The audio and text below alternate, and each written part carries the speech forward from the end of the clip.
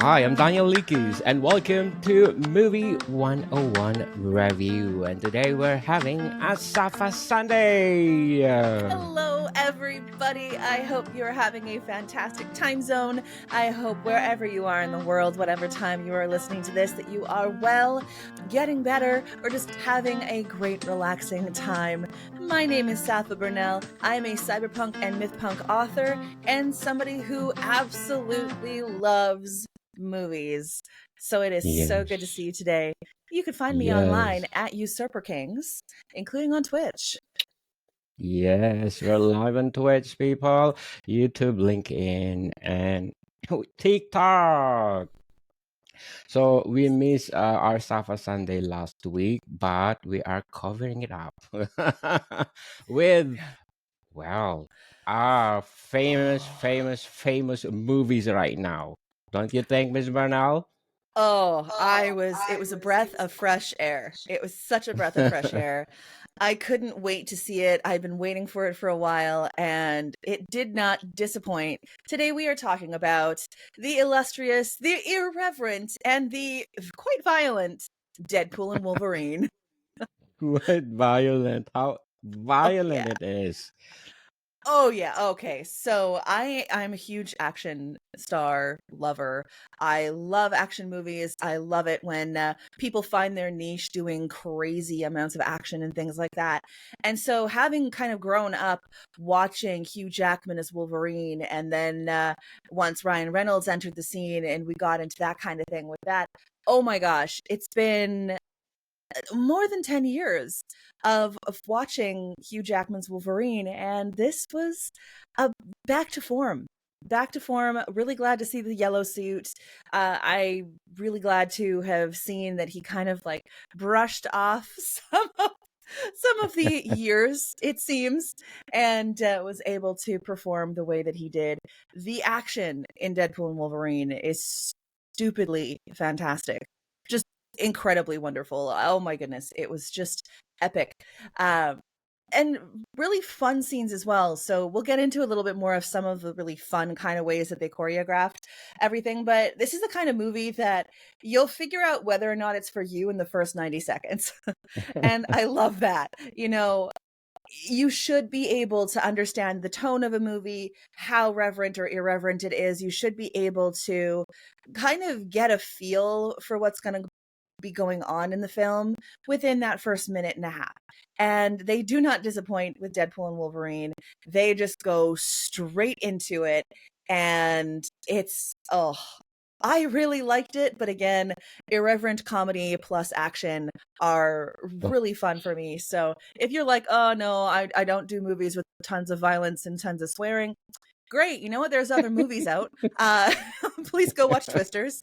But yes, if you do like that, get up and go and just gratuitous, wonderful violence, highly cartoon violence. recommended. What will be the tone of the movie, Miss Bernal? Desperation and hilarity. It is Ooh, motivated quite well. So this isn't too much of a spoiler because it's in some of the content they put out before the movie, but Deadpool basically needs to find a Wolverine in the multiverse in order to save his universe, his world. And so you've got that desperation, you've got that sense of, oh my goodness, the stakes are really high. And they actually do a quite good job of bringing in just a couple, just small little bits of more vulnerable emotion that center us into this means something to Deadpool. This means something to Wolverine. And Wade Wilson is desperate, and he really, really needs, this to work. And I really appreciated that because once you find out that in his core, Deadpool's doing this to save the people he loves, then you're going to almost be okay with some of the events that happens and the way that he handles situations, because you know that he's doing it for the right reasons. His motivation is in the right place. So he's, not, pardon my language, he's not the total douchebag. He's the crazy, violent Deadpool guy, but that's always what the comic books were. Comic books with Deadpool back in the day were always, kind of chased by censorship. And they always wondered whether or not this was going to be their last issue because they were being that irreverent. And it continues on to this day. It was a breath of fresh air. It was the best Marvel movie that I've seen in 2 years. And I'm very glad that Disney allowed them to do what Deadpool is, not a Disneyfied version of Deadpool. So, Yes. Let's give a big, big hand for Deadpool and Wolverine. Wow. Good job, people, to entertain like us. Thank you so much for your talents. So, Miss Bernal, how do you categorize Deadpool and Wolverine? Is it considered a thriller movie? I would consider it action, Action. action comedy. You could put it in the buddy film category as well because of the banter between Logan and Wade Wilson. I definitely would put it more into comedy and more into action than something like a thriller. It definitely belongs with other superhero movies, but it's a bit more, hype level, especially with the sheer amount of jokes and the sheer amount of just uncouth humor, which was very refreshing. I mean, it's definitely the kind of movie that's escapist and that's meant to be just a frolic and entertainment. That's what it is. And I think we've had a lot of movies in the last few years where they have been less escapist than we think. They still have some form of message. They've still got some form of kind of underlying substance that they want people to kind of hold on to and learn from. That's not this movie. This movie is fan service. Wade Wilson versus Logan, and then Wade Wilson with Logan saving the world. It is just flawless in its execution when it comes to that piece of it. But in the core, it is two things: it is action and it is comedy for adults or very much older teens, not for kids. Not for Don't take your kids. 10-year-old to this movie. If you're sensitive to things like swearing and people having katanas stuck through their bodies as they're still going around in an action scene, then this is not for you. But if you are somebody who enjoys that kind of cartoonish violence, I know we talked in a previous Movies 101 review about Quentin Tarantino. This reminds me of a lot of that same level of ultraviolence that you get in a Tarantino movie, especially something like Kill Bill. So if you're into that kind of lane, then oh my goodness, go watch it twice. It's just fun. Something else. It's It's just not for fun. yes, it's not for general patronage people. So, Miss Bernard, do you think in the future there will be a combination of Deadpool and Green Lantern? Well, those are from two completely different IP holders. So, unfortunately, I don't think that's probably likely to happen. So, Deadpool is Marvel, and Marvel is owned by Disney. And DC, this is the DC Cinematic Universe, is Warner Brothers. So, unless there's some form of acquisition involved or the IP is purchased by, one or the other company, then I don't think it's likely that we'll see Green Lantern and Deadpool ever again. We saw the cameo of Green They Lantern, repel. but yeah, they're kind of stallions on opposing hillsides. I Yes. think so.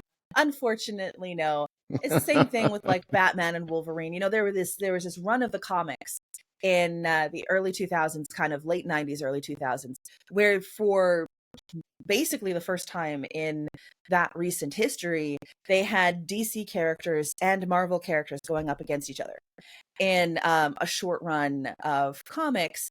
And I remember as a kid being like, oh my gosh, this is stellar. Like, what is happening here? You had Lobo versus Logan. You had, Spider-Man versus Superman. You had Batman in there too. You had all of these people going up against each other, and it had never, to my knowledge, been seen before. And that was a very special but very limited thing. Would it be fun to see that kind of thing in something like another Deadpool movie? I think they could, if there was anywhere they could do it, it would be in something like another Deadpool movie. You just get the best ridiculous part. So we see already the chemistry of Wolverine and Deadpool. What do you think another characters that good for Deadpool in Marvel University Ooh, okay. cinematic? So this is a little bit of a spoiler. There were certain cameos that appeared, which were fantastic. I was such a big fan. It says it on the IMDb page. So if you look at the top cast, you will see who these cameos were. Wesley Snipes as Blade was there. Honestly, I would love to see Wesley Snipes' Blade with Wade Wilson in another adventure. That would be pretty cool. Jennifer Garner's Elektra was there as well. She put her action pants back on and she went for it. And that was just so good to see. I remember Jennifer Garner from the Alias days. And then, of course, the Elektra, the Daredevil movie. But she just was in fine form. I was like, you go. Good job, Garner. All right. Yes. I do think, it was fun to see Chris Evans. So, of Oh course, Captain wow. America, all of a sudden Yes. you think, no. They in one hilarious part of the movie. And again, is it a spoiler? Yes. But it's also in the IMDb. So it's in the cast list. Chris Evans is in the film, not as Captain America, but as Johnny Storm from those Yes. ill-fated Fantastic Four movies back in the day, where they had Chris Evans as the titular firebrand of of the Fantastic Four. And so they seem to have some pretty good chemistry in there. I really enjoyed seeing Chris Evans and Ryan Reynolds banter. So I do think that would work too if they brought back some form of Captain America or some form of character like that. Happy Hogan did pretty good. So Jon Favreau was in it as another cameo, and they did pretty good together. I think that would be an interesting sort of almost Charlie's Angels type thing where you have Happy Hogan giving missions to Deadpool. Like that would be really fun too. I think there would be chemistry. I think it was teased and now I want to see it. I want to see what Chris Hemsworth, Thor, and Deadpool would end up getting up to together. I think that early Thor movies, especially the first one, which was directed by Kenneth Branagh, has the right kind of sensation, the right kind of feel for bringing that Thor into a Deadpool movie. I think that would be just a lot of fun. I would love to see it. A lot of fun, people. And spoiler, this is the first time I saw Gambit. Oh my goodness, Oh my right? gosh. Okay. Spoiler, people. Okay. Sorry. Channing Tatum. Okay, years ago. Okay, Yeah. movie history, recent movie history for comic books. Years ago, they were teasing us with X-Men content and an X-Men Yes. movie with Gambit. And with Gambit, and of course we've seen Gambit in Wolverine Origins, but they were teasing a Channing Tatum Gambit. Oh Mm, gosh, how many years ago now? 15? This is yes. quite a long time ago. They were teasing that casting. And I, at the time, I had seen The Eagle. I had seen some other things that Channing Tatum had done. And I just, oh my goodness, I loved him. Yes. Fantastic. He did a really good job as a Roman soldier in The Eagle. And, just, oh, so good, so good. But, Well, um, him as Gambit, I was like, yes, I need to see that. I need to see that in my life. And then when it didn't happen, I was so disappointed. And it's just such a, you could tell that this movie was made by a fan. yes. A fan. It was made by fans. You could tell that Ryan Reynolds actually likes comic books, that actually likes comic book movies, that has been part of the scene, that has been part of this wonderful geekdom that we have. Because even if things were irreverent, and there was quite a few booms at other people's Yes. expense, you could tell that there was a genuine love there, and him giving Channing Tatum the chance to come in as Gambit was one of the best parts of the movie for me. And the way Channing Tatum played Gambit, the way that he brought in that Cajun dialect, the way that he fought, the way that he presented his playing cards and the bow staff and the whole thing, it was just flawless. I'm like, why did we not have Channing Tatum as Gambit in his own movie? Like, why? Where did Yes. this thought go? I want it back. Oh, it was so good. The effects were there. They were fairly cartoony, which with somebody like Gambit, I want to see more of that sort of purple glow, kind of more plasma glow before things explode. Like, I do want to see that. It's such a thing in the comic books where you get those bright, shiny colors with Gambit and his powers. And I don't want that to be more realistic. I want that to be over the top, bright, shiny neon purple before somebody explodes. Like, that's what I want, and I got it. Oh my gosh. Something else. I'm looking forward to for Jubilee. People, let's do a movie for Jubilee too. Because if you're watching the X-Men anime, they are really amazing. Jubilee, Gambit, and if you're watching the Mhm. motion picture, they are not included. Why? Yeah, Jubilee is another one that I think, just like Gambit, kind of suffered from the lack of special effects of their time. I think, going back to the 90s X-Men cartoon, they brought Jubilee in and she was just fantastic, but the nature of her powers, the nature of that kind of firework explosions is something that translated into live action would have been fairly difficult to do. And now, just like Gambit coming in with his playing cards and everything glowing and everything, I'm like, now's your chance. Come on, Yes. Jubilee is fun. I think you can age her up a little bit into a lovely young person, in their 20s, have them do quite a bit of action, have them hang out with Supernova and the other guys around Deadpool. And, have Jubilee with coming out with Colossus, fresh from a mission and playing video games like crazy, and then, putting on those yellow or blue gloves and going at it. It was yellow jacket, blue gloves. Jubilee. But Yellow oh, jacket. that would be great. I think she would translate Yes. very well into this sort of Deadpool area of the Marvel universe.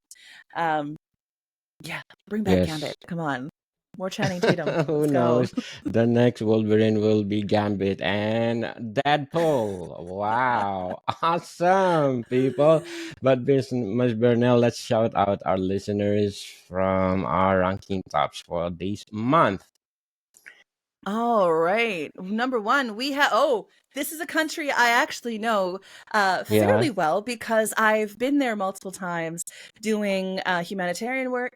That is Ghana, home of the Black Stars, which is one of the best football teams, that you're going to see in the world. Just fantastic. I was there in 2006 when the Black Stars were going through the FIFA World Cup, and the energy was fantastic. So thank you so much to Ghana. Akwaba, how are you doing? I hope you're having a fantastic time. Thank you for listening. I appreciate it a lot. And also, thank you to Bolivia and Thailand. Yes. Thank you Thank you so so much for much. supporting this podcast because this podcast is Mm-mm. greater than power movies itself. And now we are talking about the Deadpool and Wolverine. So, what else you can say about it, Miss Oh, Burnell? the costumes were flawless. Every single costume was fantastic. Even the costume on our one of the two villains, Cassandra Nova. Her outfit, was exactly what I would expect from a sort of female twin of Charles Xavier, and who's kind of thrown into the void. So I enjoyed that feel. There was enough connection to the sort of aesthetic that you get from Charles Xavier to really be able to grip that. I thought that the Deadpool outfit, Wolverine's outfit, we finally get to see him in yellow and blue. That Yes. is just wonderful. It's been a long time coming to see Logan in Awesome. the big bright comic book colors, and the cameos that we have pretty early on in the movie where you see Logan in the 1970s brown and yellow costume too was just like, holy crow, you actually made that costume. That is fun. Like, oh my goodness, I loved it. You Fun, know, fun, fun. oh yeah, and seeing all the different iterations of Deadpool that we got to see as well, and all the tiny little differences in those costumes. Some of them larger than others, like you get with the kind of Yojimbo looking Deadpool and different things like that. Just flawless, really good. The production design was incredible. Both for making it feel so normal and so kind of the world. Everything from the Honda Odyssey that we get to see, all the way to a skeleton of Ant-Man that's being used as a sort of fortress, all the way Fortress. through. Yeah, it still felt like it all belonged within one movie and one universe. Nothing particularly felt out of place. And that takes an incredibly, not just precise, but incredibly well nuanced production team to be able to pull that off. I think Sean Levy, as director, did a fantastic job of kind of navigating between all of the production components and the actors and just everything that they got to say and got to do. Again, I keep saying the word irreverent, but it really is. And for me, I think there's been a lot of tension in the world. There's been a lot of things that are just kind of like screaming at you every day. And then being able to see something like this and just laugh. The theater was almost packed, and it's been, Yes. a couple weeks since Deadpool and Wolverine debuted, but the theater was almost packed. Everyone was having a really good time. People were laughing like crazy. And that was so fun to see. And it felt like going back to the movies again. Like it used to be, 5-10 years ago when you'd go see a movie and you just have a bunch of people who are excited to be there and they're enjoying themselves, not just kind of sitting in tiny little pockets as far away from each other as possible and waiting for things to be over and going, oh, yay. There was actual applause at the end of the movie, and that was so much fun. So I think production wise, they did a really good job. I think the writers did a very good job. I think the writers, again, you could tell that all three of them that are the scripted listed writers, they really like comic books and comic book movies. They know about Marvel movies. They know what was going on in the history of Marvel movies, because otherwise you wouldn't have people like Wesley Snipes reprising Blade. You wouldn't have Jennifer Garner reprising Elektra. You wouldn't have Channing Tatum as Gambit, Yes. or the cameo from Henry Cavill. Yes. From back in the day when people were like, oh yeah, there's a rumor going around that the next Wolverine is going to be Henry Cavill. And you're like, I got to see it. Everything that we've been kind of hoping for fan service wise was absolutely there. It was fantastic. I really enjoyed all of that. It was great to see Tyler Mane back as Sabretooth one more time, even if he's a little bit headless by the end. And of course, Daphne King as Laura. She was fantastic. I love X-23. I think as she grows into her acting and things like that, I would love to see her kind of don the suit and go at it as well. I think that would be a lot of fun to see some movies with X-23 going wild. Yeah, there's production wise, writing wise, editing, even the music choices. They were so bang Kudos for the on. music. Oh my goodness. And not songs that are all modern, not songs that you're like, oh yeah, I listened to that last week. Songs that you kind of forgot existed. And then Yes. when they started up, you were like, this is perfectly placed because this is Deadpool's mind. Hmm. And it's just, Madonna in one of the biggest scenes ever, starting the Madonna. movie off with Backstreet, just it's just Backstreet Boys. Yeah. ridiculous. And it was just fantastic. They did everything the way that I would have wanted them to do it. They had fun. They didn't worry about offending people. And I think with a movie like this, you shouldn't have to worry necessarily about offense because it's very honest about what it is. From the trailers, from just the first 90 seconds, everything. This movie will tell you exactly what it is as quickly as possible so that you can gauge whether or not it's going to be your thing. And it's not going to be for everybody. I was seeing some reviews on tribute.ca and on Rotten Tomatoes of people that were very critical and giving it 1 star because it was too, there's too much swearing and too much violence. And it's like, well, clearly you have not seen a Deadpool movie That's what they are. But Yes. there's nothing wrong with something being not your thing, and so Yes. if this is not your thing, that's totally fine. But don't try and take it away from the people who are really enjoying that sort of escapist fun where they get to just let go of everything and laugh at the ridiculous for a while. I think it's very important that we don't lose that, and that as long as a film and a book, that too, as long as they're being honest about the tone of their movie, about the kind of content that you're going to see in that movie, as long as they're honest about the stakes and about the feel that that person's going to undergo as they sit there in the theater, then I'm totally fine with any of that kind of thing, because you can choose whether or not you want to watch it. And Yes. they did a really good For job with sure. that with this movie. So I don't think anybody could go into it thinking that it was going to be, PG and really sweet and have crumpets and tea with the queen in the middle. Um, sorry, look at the trailer. So, uh-uh. yes. So, Miss Vernal, if you want to add something to this movie, which part or where you can put in the end or the first or in the middle, if you want to add something If to I this wanted movie. to add something to this movie, I think I would probably, it was so tidy for the most part. And the editing was so tight and things. I think there was some spots in the void that you could have added something, or there were a couple more iterations of Wolverine that really early on we could have seen. I would have loved to see a short 10-second cameo of Wolverine without the adamantium and with the bone claws. After Magneto, Focusing the yanked abs. off. Because for those, okay, so if you're listening to this, then you already know who Wolverine is. But Yes. Wolverine, giant adamantium claws. Well, at a couple points in the comic books, through history, one that I'm thinking of in particular, Magneto, the Master of Magnetism, played fantastically by Michael Fassbender and Ian McKellen in different iterations of the character. Uh, he uses his Mastery of Magnetism to rip all of the adamantium off of Wolverine's skeleton. And Wolverine, for quite a while in the comics, has bone claws instead of adamantium ones. And this inevitably gets reversed and things happen, and the whole thing.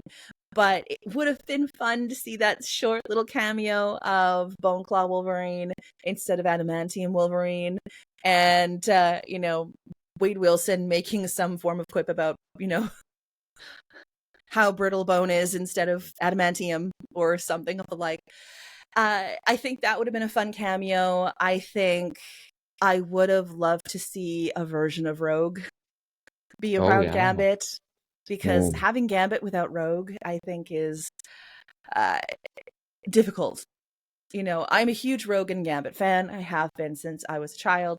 Uh, in our kind of TV room, I actually have my anniversary, like X-Men, Amazing X-Men anniversary comic with the prismic cover, behind a picture frame, and it's the Gambit and Rogue one. And so I have loved Gambit and Rogue story since, gosh, the 90s, if I'm going to age myself like that. So it would have been Channing Tatum's Gambit with a Yes. Rogue, maybe not Anna Paquin's Rogue, maybe a different Rogue, but it would have been, quite fun. But I think if they did have Rogue, then that would have changed the power of the scale of the battle quite a bit. They seem to choose, Blade, Elektra, X-23, and Gambit quite well, because they all seem to work together on the same playing field. The second you do add Rogue, then you add in somebody who flies, because, of course, the traditional comic book Rogue is one who she stole all of the powers from Captain Marvel and left Mm, yeah. Captain Marvel, aka Carol Danvers, in a coma for years. Because Rogue's power is to take the powers from another, super being. So It would have been fun to see that as a sort of Captain Marvel cameo, but I severely doubt that Brie Larson would have been up for that. Yeah. Something in me tells me that she wouldn't have been up for that scene. So those would be the things I'd be like, oh, you know what? Those cameos would be a little fun. We never saw a Charles Xavier. We never saw Magneto. Those would have been fun to see as well. I don't know how somebody like Patrick Stewart would handle something like a Deadpool movie. Hopefully he would have had fun with it, but we didn't get to see that.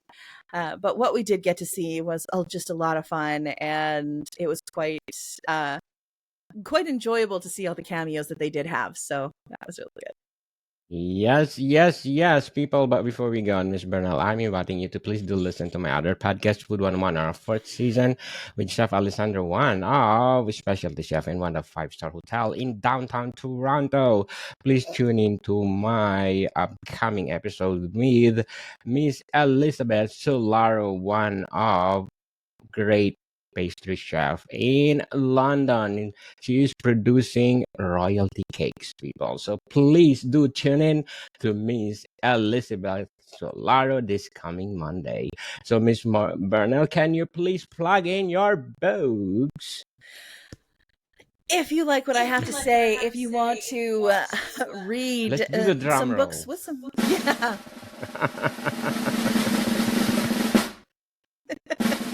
One more. So I write books. I write books with violence in them and also lots of emotion and lots of intercharacter, personal, just incredible relationships and things like that going on. I write myth punk books like the Judge of Mystic series, which started with Char and Ash, moved on to Son of Abel and Book of Rebels, and the upcoming book Genungagap. I also write a cyberpunk series called The Lieben Cycle, with the first novel, Neon Lieben, being out right now. And so you can Yes. get a hold of my books. You can also find out more about me and more about where my books are sold, which is basically everywhere, at saphaburnell.com. That is SAPHABURNELL.com.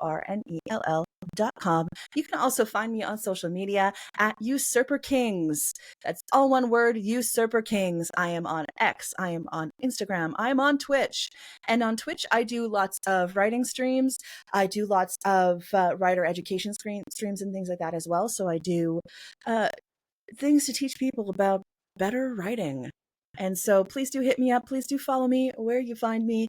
I would love to talk more about anything. You can find my Discord server, Beautiful Machines, listed on my website, and you can get a part of this conversation and a part of the other podcasts that I'm on, including a Book 101 review and We Aren't Dead Yet, which is a fantastic podcast with myself and my two partners in crime, the amazing Daz and Emily Armstrong, a world awarded world builder when it comes to TTRPGs. And you can see us talk about video games, movies, books, Yes. tabletop role-playing games, and just things about being a nerd. Being a nerd. Yeah, please find me. Yes. Yes, people, let's support Miss Safa Bernal because as you support her, more books to come. Looking for Gunungagap this year.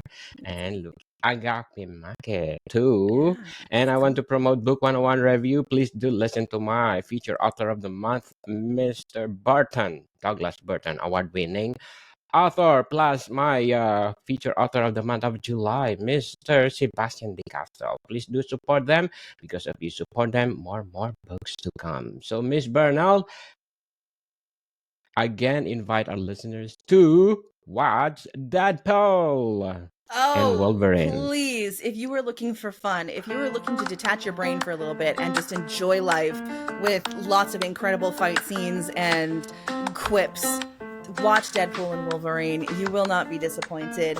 And if you're somebody that doesn't like ultra violence and lots of swear words, then might I ask that you go watch Twister instead, because that would probably be more more the speed. Yes, Let's people, support highly this movie. recommended. And Miss Bernal, thank you for your time. Thank you. Welcome, people. See you soon.